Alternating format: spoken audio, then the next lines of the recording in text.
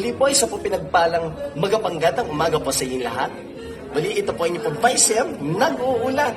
Kanina po ay nasa Barangay Solidad at alam po, napakaganda po talaga ng programa ng ating Mayor Najee na tinatawag po natin konsultasyon at solusyon. At kanina nga po, kanya po nakapanayam ang mga taga-Barangay Solidad at talagang nagbigay po ng talagang matapang na pagsuporta ang mga taga-Barangay Solidad sa ating po Mayor Najee. At kanina nga po may lumambing po ng solar light sa ating mayor at talaga pong agad-agad na solusyon at pagbigay po ng ating Mayor Najee ng solar light para po sa mga taga-Barangay Solidad. And at the same time po, kami po yung naggaling din po sa Barangay Santa Maria at may nakita po kaming daycare center na sira po yung TV.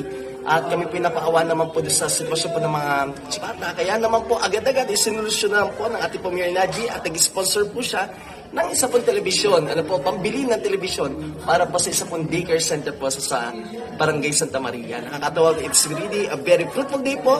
Kaya muli po, ito po ang pong Vice Mark Anthony naman, na lagi nagsasabi, God bless po sa inyong lahat.